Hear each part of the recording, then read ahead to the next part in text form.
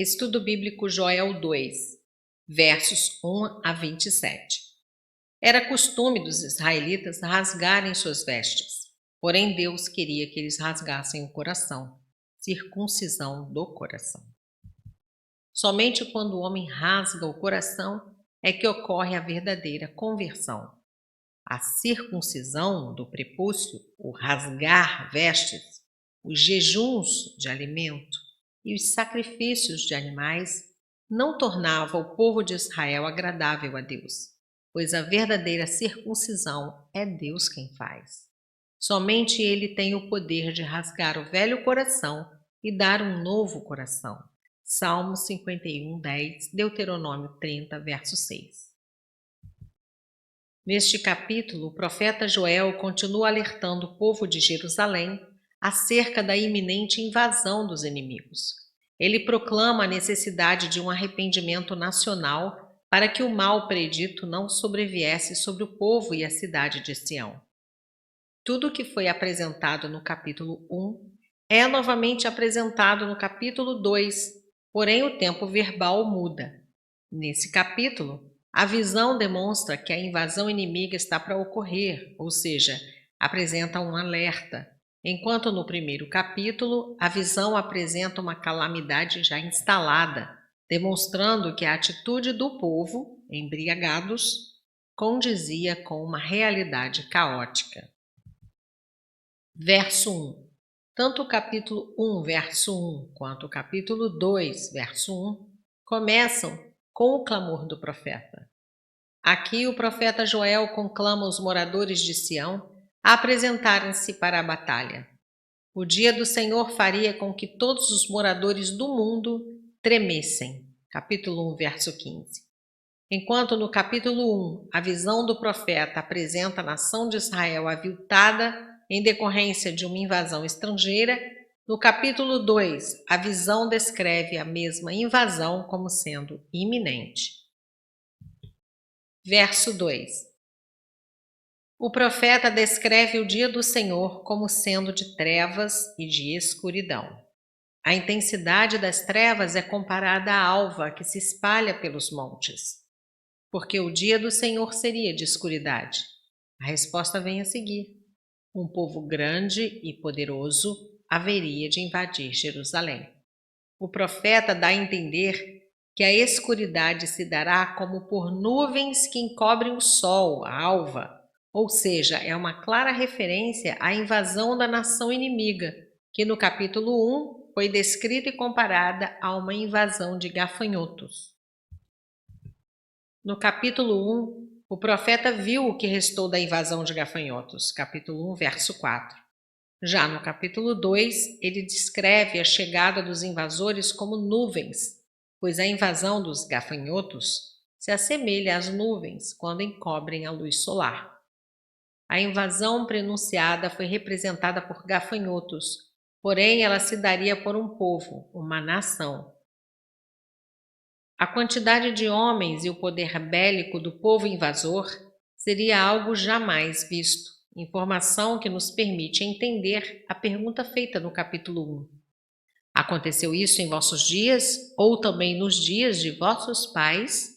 Capítulo 1, verso 2. A resposta para a pergunta é: povo grande e poderoso, qual nunca houve desde o tempo antigo, nem depois dele haverá, pelo menos anos adiante, de geração em geração. Verso 2. Verso 3. O profeta descreve a frente de batalha do exército invasor como fogo que consome e a retaguarda como chama que abrasa. Ele compara a terra a ser conquistada pelos invasores como o jardim do Éden, mas após passar o invasor, haverá somente um deserto desolador. Nada escapa ao inimigo invasor, devorador. Verso 4. A aparência não diz da aparência física, antes aponta para a força e a agilidade dos invasores. São velozes e fortes como cavalos, porém organizados como cavaleiros. Verso 5. Os obstáculos são vencidos facilmente como o som que ultrapassa qualquer barreira. Observe o comparativo. Eles não saltarão os obstáculos com seus carros. Antes, como o estrondo de carros, som, irão saltando por sobre os montes.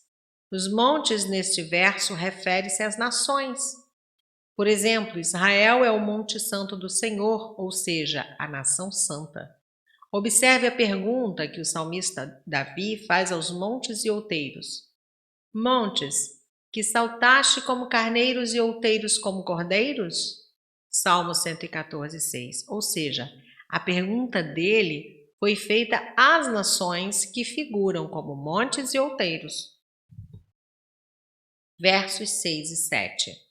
O povo invasor haveria de sobrepujar os obstáculos erguidos pelas nações, submetendo-as ao seu domínio. Observe as comparações estabelecidas pelo profeta.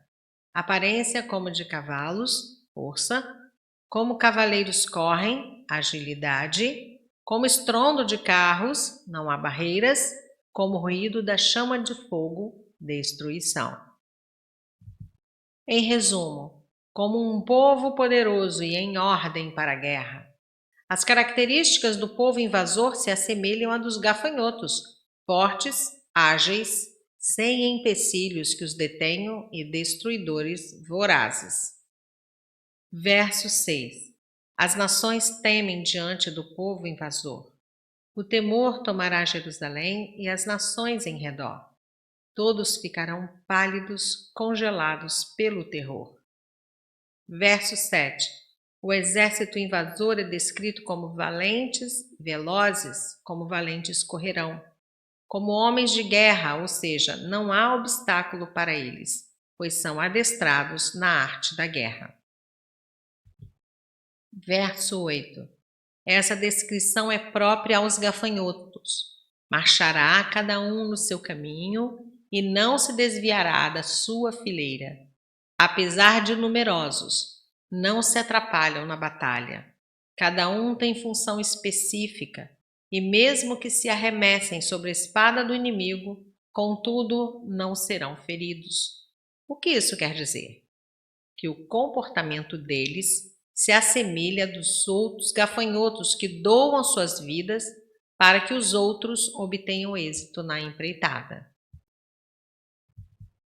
Verso 9. Os inimigos invadirão as cidades, correrão pelos muros. Na antiguidade os muros eram largos, Neemias 12, verso 31 a 38. Subirão casa por casa e agirão como ladrão. Verso 10. Diante do exército invasor, os homens, a terra, tremeriam, pois perderiam a confiança, os céus se abalam. Assim como o enxame de gafanhotos escurecem o sol e a lua, a ação dos invasores dissiparia a luz da esperança, a qual sustém os povos. Verso 11. O terrível exército pertence ao Senhor, pois Ele é quem dá ordem, executando sua palavra para a invasão. O arraial, acampamento do exército a serviço do Senhor, é muitíssimo grande. O exército inimigo executará a palavra do Senhor e, portanto, é poderoso. A força e o poder do exército decorrem da palavra do Senhor. Diferente de Judá e Israel, que se diziam povo do Senhor, mas que não obedeciam a sua voz. O Senhor tem o exército invasor como sua propriedade. Novamente, o profeta faz referência ao dia do Senhor, descrevendo-o como grande e terrível. Capítulo 1, verso 15 e 2, verso 1. Versos 12 a 14. Aqui houve uma pausa na profecia e foi introduzido um convite à conversão. Mesmo sendo descrito algo iminente, caso se arrependessem dos seus conceitos, Deus haveria de socorrê-los. Apesar da palavra do Senhor anunciar calamidades sobre Jerusalém, o Senhor apresenta a sua misericórdia. Verso 12.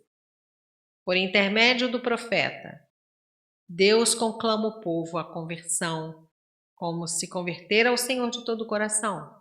O profeta Moisés é claro em Deuteronômio 30, verso 6, ao dizer que Deus faz essa obra. Somente quando Deus circunda o coração do homem é possível amá-lo de todo o coração e de toda a alma, pois é nesse momento que o homem morre em seu velho homem e passa a viver para Deus como nova criatura. 2 Coríntios 5,17. Ora, o povo procurava cumprir a lei pelo esforço pessoal, pois circuncidavam o prepúcio da carne de seus filhos, porém, sujeitarem-se àquele que faz a circuncisão e que dá a vida crendo na sua palavra, isso não faziam verdadeiramente. É preciso abrir o coração para Deus, com sinceridade. Verso 13. Era costume dos israelitas rasgarem suas vestes, porém Deus queria que eles rasgassem o coração, circuncisão do coração. Somente quando o homem rasga o coração é que ocorre a verdadeira conversão. Somente Deus tem o poder de rasgar o velho coração e dar um novo. Salmo 51, 10, Deuteronômio 30, verso 6. Quais os sacrifícios de que Deus se agrada? Os sacrifícios para Deus são o espírito quebrantado. A um coração quebrantado e contrito não desprezarás, ó Deus. Salmo 51, 17. Muitas vezes, o povo de Israel procurou servir a Deus. Contudo, não servia a Deus com entendimento. Isaías 58, 2, Romanos 10, verso 2.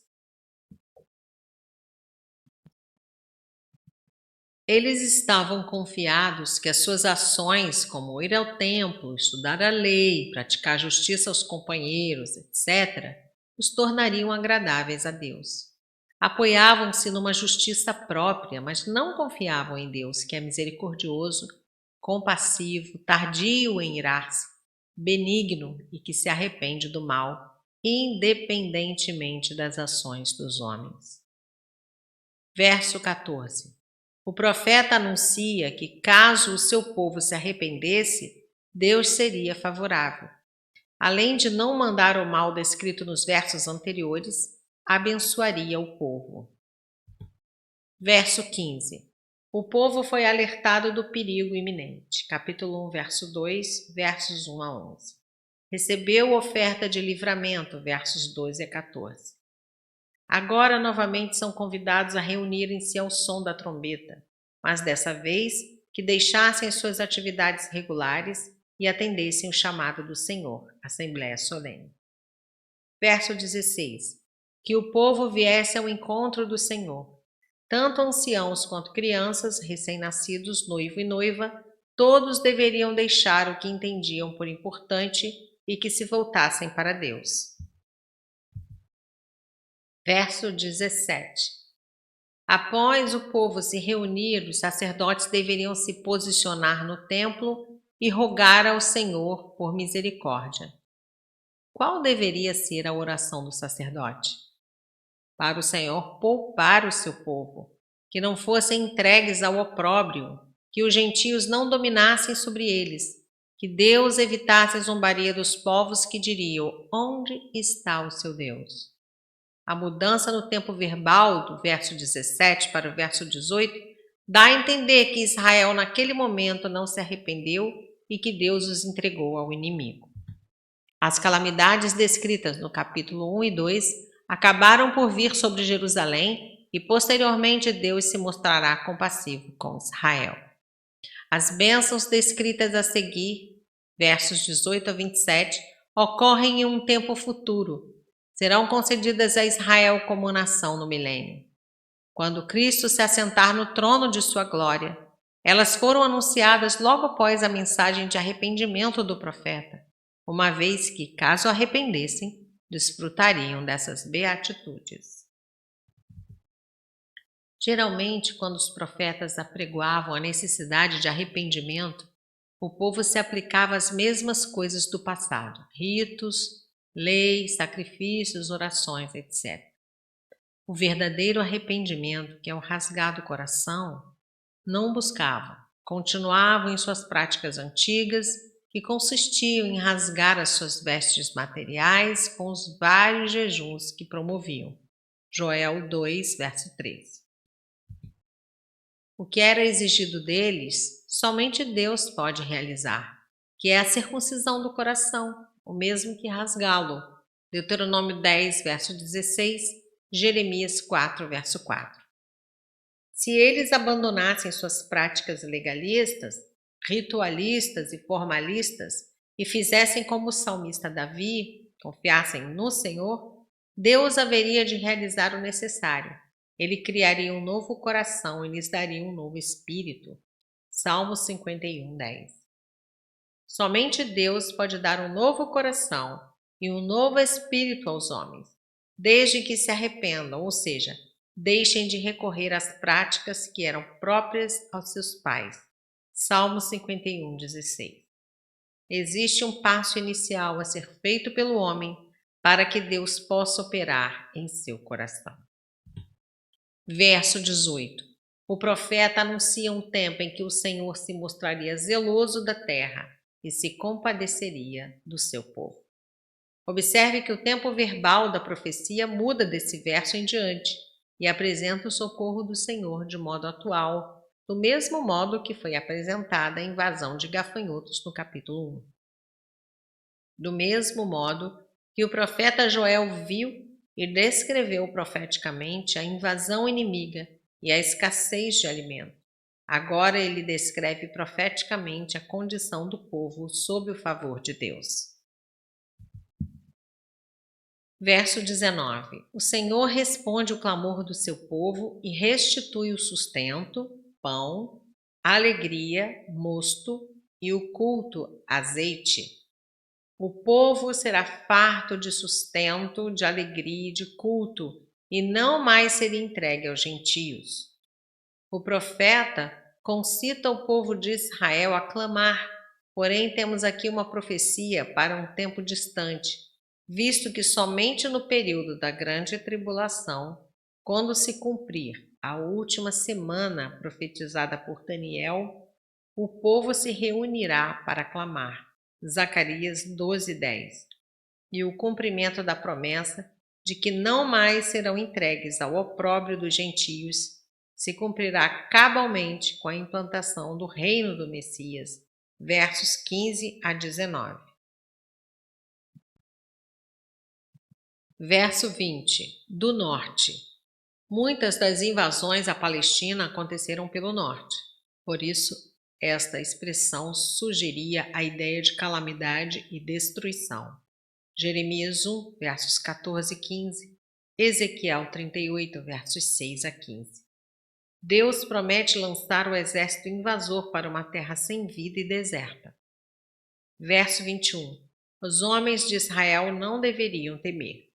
O povo deveria trocar o medo pela confiança, pois só se regozijam e se alegram os que confiam no Senhor. Verso 22. Os animais do campo voltariam a pastar e as árvores a darem o seu fruto. A vide e a figueira, Israel e Judá, por sua vez, voltarão ao seu vigor, apresentarão sua força. Verso 23. Os filhos de Jerusalém regozijar-se-ão e se alegrarão no Senhor, ou seja, a confiança do povo em Deus será retribuída com chuvas ao seu tempo. A chuva temporã começava em outubro, novembro, pouco antes da semeadura. A serôdia em março, abril, quando já estavam amadurecendo as colheitas. Verso 24. Como as chuvas serão contínuas e pontuais, não faltará trigo, pão, vinho, alegria, confiança e azeite, unção. Verso 25. Através desta promessa é possível inferir que o gafanhoto cortador, o gafanhoto migrador, devorador e o gafanhoto destruidor constituem o grande exército que seria enviado por Deus contra o povo de Israel e que abateria as nações. Referem-se também Há 4 grandes impérios que subjugaram os povos no passado da humanidade: Império Babilônico, Império Medo-Persa, Império Macedônico e Império Romano. Daniel 2. Versos 26 e 27. Como promessa de restauração nacional, esses versículos dão conta de que o povo nunca mais seria envergonhado. Nota: no capítulo 1, o profeta demonstra a invasão dos gafanhotos em 4 levas distintas, e no capítulo 2, somos informados que tais invasores se constituem o grande exército do Senhor. Verso 11. Ora, os reinos que se levantaram no passado, segundo os profetas, estavam todos a serviço do Deus de Israel, na condição de vara de correção do Senhor para todos os povos. Verso 26. O profeta do Senhor anuncia que haveriam de comer abundantemente e que seriam fartos e seriam constituídos em louvor ao nome do Senhor. O Senhor haveria de proceder de modo maravilhoso e nunca mais seriam envergonhados. Verso 27. Após os feitos do Senhor, o povo de Israel compreenderia que o Senhor é o Deus de Israel. Entenderiam que não há outro Deus e nunca mais seriam envergonhados.